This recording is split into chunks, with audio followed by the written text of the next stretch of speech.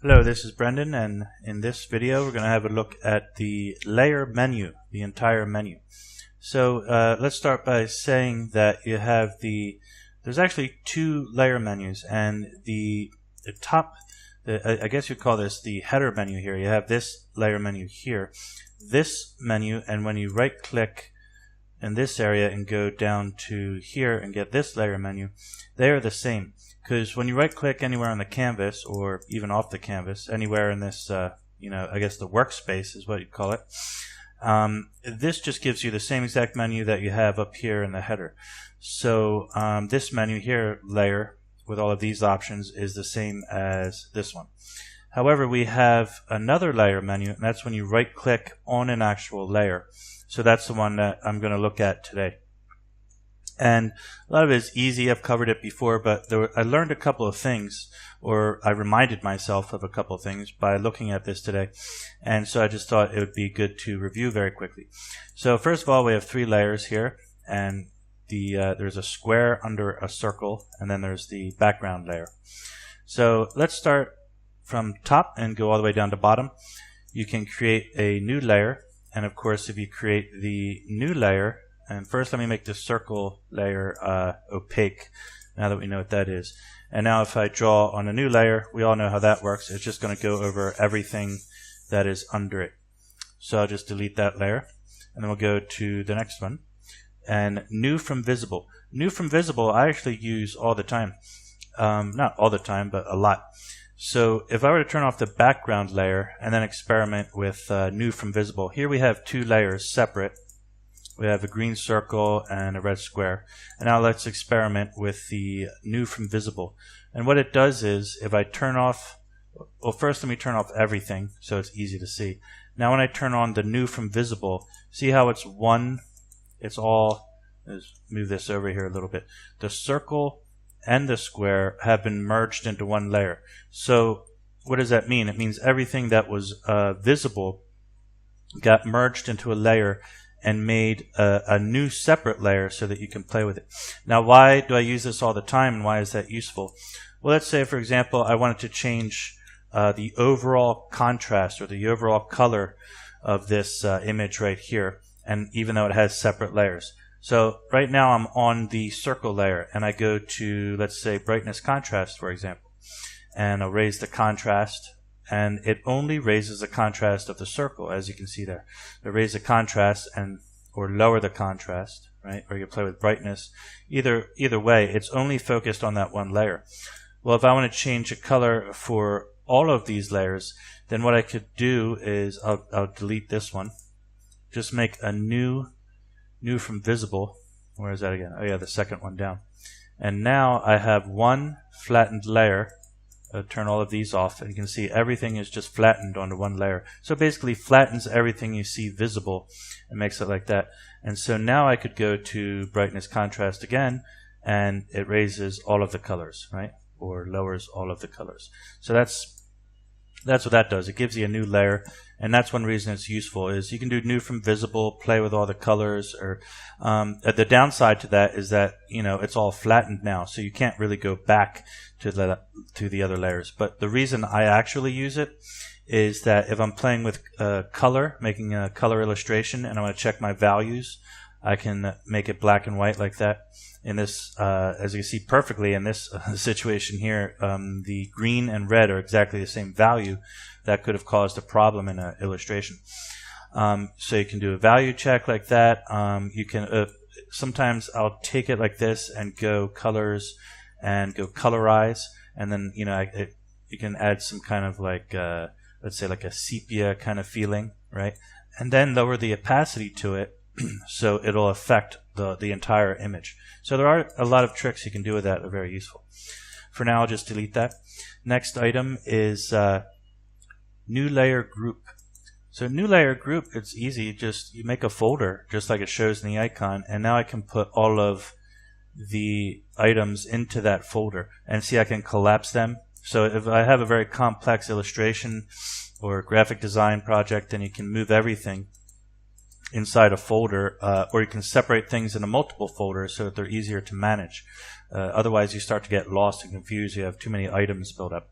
And it's nice to have a folder like that because I just put both of these shapes into the layer group, and I can turn off the visibility for all of the items in that group at once. That's kind of nice. So that's what that does. However, I'm going to get rid of that. Actually, getting out of that, it's always annoying to snap. Yeah, that worked. Okay. So just delete that. It's very subtle. You got to get the mouse right in the right spot there. So, was my circle on top? Yeah, that's right. So that's that one. New layer group. Third one, or what do I want? A fourth one now. Duplicate layer. Oh, that's easy. Duplicate layer. So I can turn off this circle. As you can see, it just made another one. So I could, duplicate something very quickly and then move it around like that. So that's easy. And that's an example of something that I didn't really know was there because I never took the time to look at it. Very useful. But you could also, easily just go copy paste and it's the same effect. And that's true with a lot of things in this menu. I found it's not all very necessary. Some of them are just duplicates of what you could do with a tool or a hotkey or something too. So merge down is incredibly useful. After you finish getting, I always add a new layer to start doing like some lighting or shading or play with the effects, and then I merge the layers together just like this. So the two layers have become one layer now. My circle and square are both on that same layer now. You merge them together just to simplify things. When you're done doing some work and you're confident with it, and merge things together. Some people say never merge, but you'll deal with memory issues eventually if you keep adding so many layers.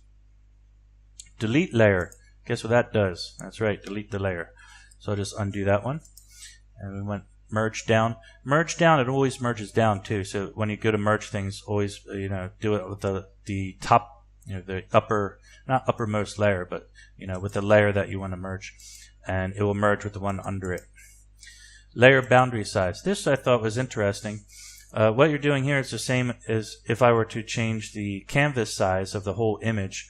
So let's see if I make this very skinny. It's not going to change. I'll make it 1000, right? So now you can't see my circle anymore because I made the canvas so small that the circle is no longer there. What if I'm going to try and get it to, see, it's at 4000 now. When I hit that sweet spot, we're going to see it chop off, probably chop it in half. Yeah, right there. So I'm going to click resize, and there you see. So the layer is still there, but the layer, you can even see the boundaries if you zoom in here. The size of the layer, the drawable area of that layer is smaller than the canvas now, and obviously it's not big enough to hold the circle anymore. So just undo that, and when you have the full-sized layer, there's the circle again. So you can change. Why would you want to do that? Well, honestly, that's a tough one. I'm not quite sure, but it's there for you. Layer to image size. And so if we did, another way to, squeeze a layer down is, this is what I actually do if I want to shrink a layer, is to select it, and then, where is it? Oh yeah, go to layer in this menu. It should be, oh, it's not in this menu, so we need the other layer menu for this one. In this layer menu, you can go layer to, crop to selection. Yeah, crop to selection, that's the one. So now I get rid of my selection. Now you can see there's a smaller square layer there. And so, yeah, I'll try and zoom in so you can see that. And if we want to put it back to full size, then that's what this next option is. So this happens a lot, especially if you're importing images. Also, every time you copy and paste, it usually makes the layer auto crop to be smaller. So if you want to, if I were to try to draw after I copied and paste something, let me try and do that now. So I draw across here and then it stops, right? It stops because the layer is too small. So I want to fill the layer back up to the full, let me get rid of those, back to the full canvas size. Then I go down here to layer to image size. And now if I try to draw on that same layer, there's available space. Whoops. Yeah. I don't know what happened. I have a memory problem. Okay. Yeah, undo that. And go back a few steps. Right. The next one, layer to, what was it, layer image? Oh yeah, scale layer. Well, that's easy. The difference with this, you have to manually insert a number. So I can make it, it's at 4,000 pixels wide now. I put it to 3,000. And it automatically finds the other number for you. And it just scales the layer down. So it's basically resize. But you're better off with the resize tool over here, because then I can select it and visually see where it's going to go. Well, in many cases that would be better, not always. And the next one after scale layer was add layer mask. Now I covered this in the last video. You add a layer mask, so I'm not going to go into detail with exactly what it does, but basically if I, let me get a bigger brush here, if I start to draw with black onto the layer mask, it erases it. It seems like it's just erasing, but it's actually, it's masking, right? Because I can use a gradient, sort of a light gray, and do that. And I can also go with black, or no, go back to white, sorry, excuse me. And I can bring it back. So by using white, it'll bring back whatever was there instead of painting white. So that's layer mask. I have that in the last video if you want to understand it better. An extremely useful tool.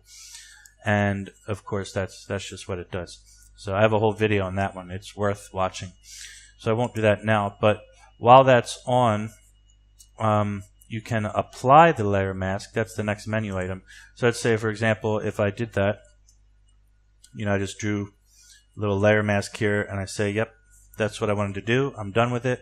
So I'll just go ahead and apply it. I actually normally don't do that.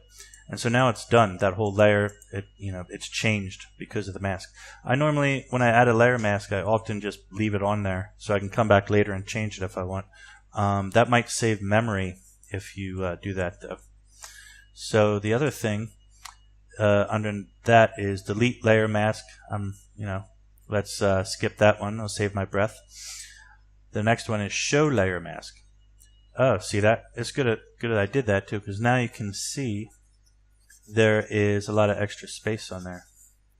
What this does is it just shows you whatever you were drawing on the layer mask. So if I don't show layer mask and I go in here and I do some masking like this, so I can't really see perfectly where I drew, but you show this show layer mask and you can see exactly what you drew in black. That could be useful for many reasons. I'm not exactly sure what at the moment, but I can imagine a couple things, a couple of situations where you want to see exactly where your mask is. Disable layer mask. If you do that, basically it's there, but it's not working. So you can continue to draw. I wonder, can I go back to drawing regular? No. There's two sections over here when you add a layer mask. There's the actual layer with the image on it, and then there's a layer mask. And you can select between them to choose which one you're drawing on. So I'm going to select on the left here, and see now I can start painting in green again. But if I select on the right side and highlight the layer mask, then nothing happens. Because I just did that. What is it? Disable layer mask. Now if I go put that back on, so it's not disabled, now I can start doing that stuff again. But if I disable it, let me see. Oh yeah, disable it. Disable it completely turns it off. But the other thing was edit layer mask. You can turn that off too. And when you do that, so yeah, see it does. And now if I go to draw in there, right, even though I highlight that one, oh, no, I get it. Okay, see what it did? I'm learning something here too.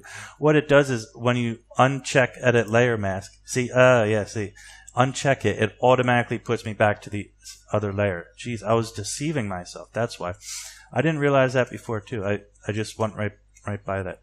So anyway, there's a good learning lesson for you. So you won't have to go through the same thing. Yeah, that's a trick I just didn't notice. So if you check edit layer mask, then you'll be on the layer mask layer, I guess is. But do I have to select it? Yeah. Oh my God, now it's so botched up. Oh, because I accidentally hit disable. So yeah, I just ruined this entire video. Sorry about that. I think you still get the point. There's options there, and they are confusing. So don't play with them. Maybe that's the lesson. Yeah. So edit layer mask and disable layer mask You get it. You know what they do. But watch out. If you check one, it'll move you from here to there. And then, yeah, maybe better just to not even fiddle with those. I personally don't use them, and that's why I'm fiddling like this. I don't know why you would do that. If you don't want to use a layer mask, then just don't put it on. So why would you have edit and disable, by the way? So there, for my sanity. It's not my fault. Mask to selection is the next. Mask to selection. So only if you have layer mask on, which we do, that should come up. So you turn mask to selection, it'll turn whatever the mask is, and also let me put on edit layer mask back on, so maybe that's why it's not. Mask to selection, so that will give you, you know, a new selection, so you can, right, just select in that area. My selection isn't showing up right now. I might be having a memory error, but let me, you know what I'm going to do? Delete that whole layer. Nope, not that one, this one. So I botched it up so bad. Okay, so let me do another circle, and we'll make this one also green.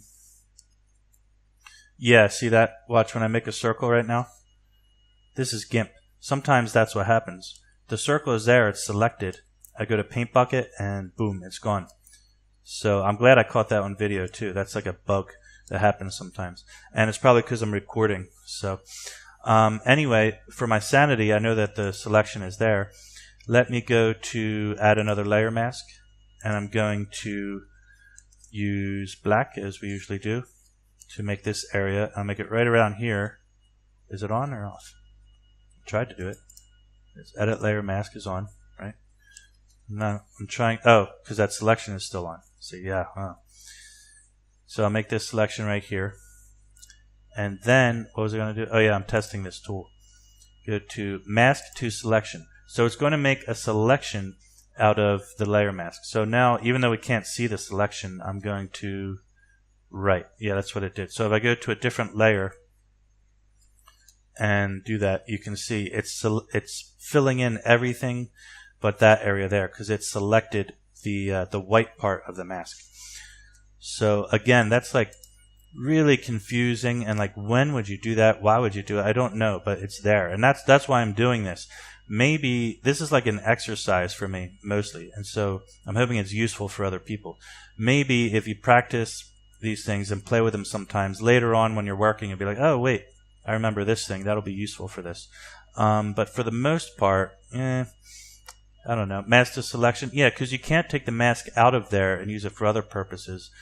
But I don't know. I'm just not seeing at the moment why it's useful. Remove alpha channel.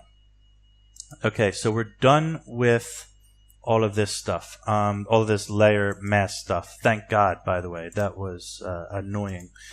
Layer mask, I'd like to keep it really simple with the layer masks. Just add them and use them when you need them, and stay out of all that stuff. So now I'm going to go back to, let me remove this delete layer mask, goodbye. And now we're going to go back to remove alpha channel. Alpha channel is all of the transparent areas that you see, like around here and around the circle on that layer. So let me get rid of this for a minute. If we remove the transparency, then what's going to happen? I'm not going to answer that question. Let's see. I know what the answer is, but what do you think? If we remove the transparency, then obviously it'll be opaque. But what color will it be? So let's try that. And the answer is white. So is it always white, or was there a reason for that? Let's see. Over here, we have white background color set. What if I set that to red? And I'll undo that, and we'll do that again. So I'm going to go remove alpha channel. And now the color that was supposed to be transparent became red, because that was my background color. By the way, if you see the color switching over here, that's because right now I'm using the tablet, and so it has those colors. And now, when I switch, well, it should be. Oh no, it's dead. But if I switched, yeah, there. If I switch to mouse, it has different settings. So the settings between mouse and tablet are not being maintained. There might be a setting for that, and I want to check that out later. But yeah, I've been used to that for a while. It doesn't really bother me. We're almost done. We got remove alpha channel, alpha to selection. So what if I want to select all of these areas here that are transparent? Because alpha means transparency. So alpha to selection, and again my selection is not visible now, but just imagine that it just selected everything that was transparent, and then we'll try and fill it with a color to see if that is true. Oh no, it's the opposite. Yeah, it filled those. That's weird. According to what it says alpha to selection. So that means what is alpha should become selection. But when I do it, actually, no, it's selecting the opposite. Well, you could always do Control I and invert your selection. But yeah, the wording on that is definitely wrong. Let me try it on this layer, see if it's the same. I go alpha to selection, and then I try to fill, and no, it's that. This is not alpha, so I don't understand. Yeah. Anyway. It is what it is. Again, that's like trivial anyway. It's unnecessary. If I was actually working, why would I, go do that? What I'll do is grab color picker here. Not color picker. Select by color tool. Yeah, select by color tool, and I'll just tap the transparent area, and then let's see. Yeah, it selects all of the alpha. So, alpha meaning transparency. Same word, same meaning. Yeah, I don't know why I'd go through 1, 2, 3 clicks to do that. Merge visible layers. This is similar to the second one we did, is new from visible. It basically just merges everything that is visible. So let me merge visible layers right now. Whoops. Let me see. Is there something wrong? Expand is necessary. Okay, because some of the layers might not be the same size. And now you can see I only have one layer. Everything is merged into one flat layer. So that's easy. But why does it say merge visible layers? Well, if I turn this one off and I go merge visible layers and just say yes for that. So now it only merged the layers that were visible. So because the background was off. So it's only going to merge the layers that are actively visible at this point in time. And go back to where it was. The very last one is flatten image. So this one, it's the same thing as merge all visible layers, but it doesn't care what's visible, what's not visible. It just flattens everything.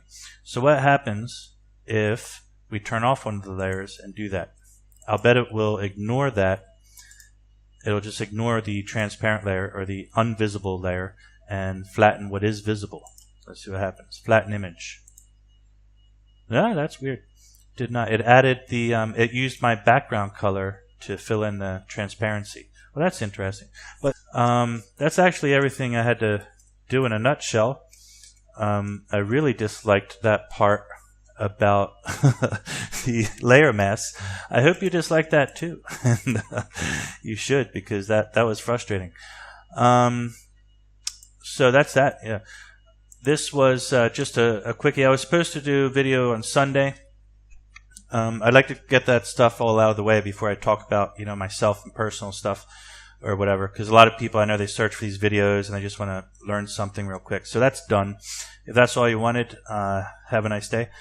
And for those of you who are waiting for my what's the other one? Not the Geganese, but the Greek mythological series. I'm sorry that didn't come out this time. I'm going to do that hopefully within a week. I'm trying to do Sundays and Wednesdays, and this Sunday turned into a Monday because it was a very busy weekend, and so that's what happened with this. And so also I wanted to do painting today, not GIMP.